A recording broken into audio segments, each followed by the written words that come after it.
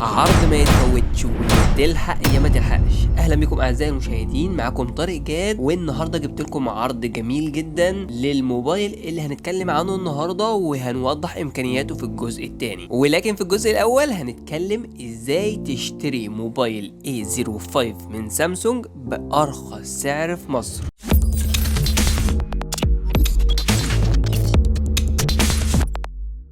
بمجرد ما تفتح واجهة امازون هتلاقي خصومات، والخصومات دي خصومات اضافية غير الخصم الاساسي اللي هيكون على القطعة او على الحاجة اللي انت هتشتريها. طبعا هتلاقي عندك في الاول كده خصم بقيمة 100 جنيه من فودافون كاش، يعني لو دفعت في فودافون كاش هتاخد خصم 100 جنيه. لو نزلت لتحت كده شوية صغيرين هتلاقي خصومات جامدة جدا.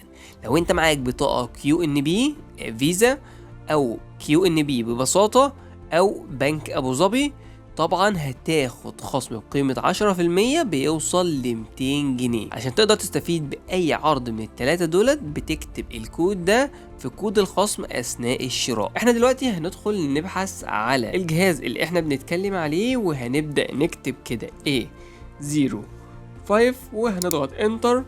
ولو بدأنا ننزل كده على الأسعار والعروض هتلاقي أرقام جامدة جدا وخصومات جامدة جدا مش هتلاقيه في أي حتة.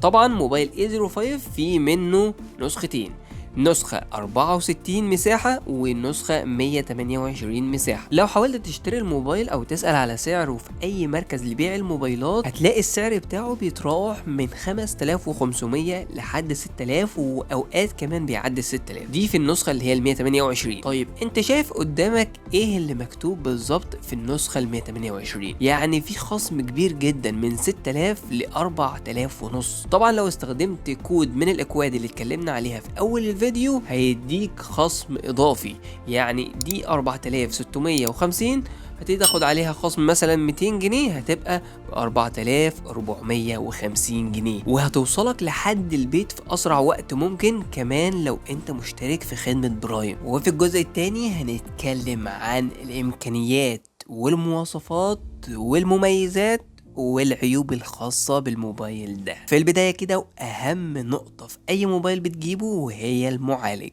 الموبايل اللي معانا النهاردة بيجي بمعالج هيليو G85 جميل جدا من شركة ميديا تك، مع معالج رسومي مالي G52 MC2. وطبعا المعالج ده نفس المعالج الموجود في اوبو A58 4G وهاتف فيفو واي 27. من حيث الرامات والنسخة الموجودة في مصر 4 جيجا فقط. هو في نسخة تانية نازل منها 6 جيجا لكن للأسف تقريبا مش متوفرة داخل مصر. وبالنسبة لمساحة التخزين عندك خيارين هما 64 و 128. الموبايل بيجي بكاميرات خلفية مزدوجة، الأولى بدقة 50 ميجا بكسل بفتحة عدسة 1.8، والكاميرا التانية بتيجي بدقة 2 ميجا بكسل فتحة عدسة 2.4، وهي الكاميرا الخاصة بالعزل، بالإضافة لوجود فلاش أحادي من نوع ليد فلاش. أما الكاميرا الأمامية فبتيجي بدقة 8 ميجا بكسل بفتحة عدسة 2. والكاميرات عموما جميلة جدا في الإضاءة العادية وإضاءة الشمس، لكن للأسف في الإضاءة الضعيفة بتديك صور جودتها للأسف مش أحسن حاجة. وكمان الهاتف بيدعم تصوير الفيديوهات بجودة فول HD بدقة 1080 بكسل ومعدل الالتقاط 30 و60 إطار في الثانية الواحدة. الكاميرا الأمامية بتيجي على شكل نوتش في الشاشة اللي هي أبرز حاجة في الموبايل. الشاشة اللي معانا النهاردة بتيجي بحجم كبير جدا 6.7 إنش بدقة 720 في 1600 بكسل وبمعدل كثافة 262 بكسل لكل إنش، مع سطوع بيوصل ل 500 شمعة. نوع الشاشة اللي معانا النهاردة BLS LCD، وطبعا بيجي بمنفذ 3.5 ملي الخاص بسماعات الأذن، وكمان منفذ USB من نوع تايب سي الخاص بالشحن ونقل الملفات والاتصال بالأجهزة المختلفة. البطارية بتيجي بسعة 5000 ملي أمبير، كما يدعم الشحن السريع بدقة 25 واط. الهاتف بيجي بنظام تشغيل أندرويد 14 بواجهة سامسونج المخففة One UI Core 5 2. واخيرا عيوب موبايل سامسونج A05.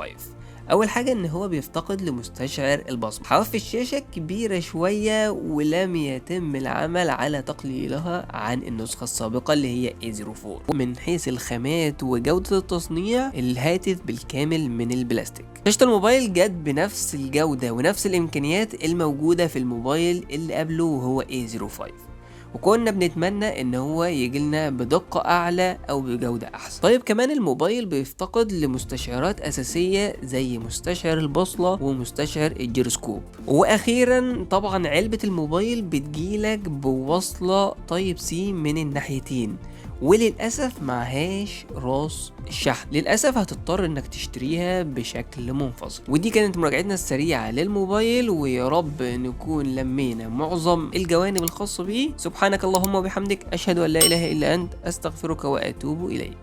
السلام عليكم.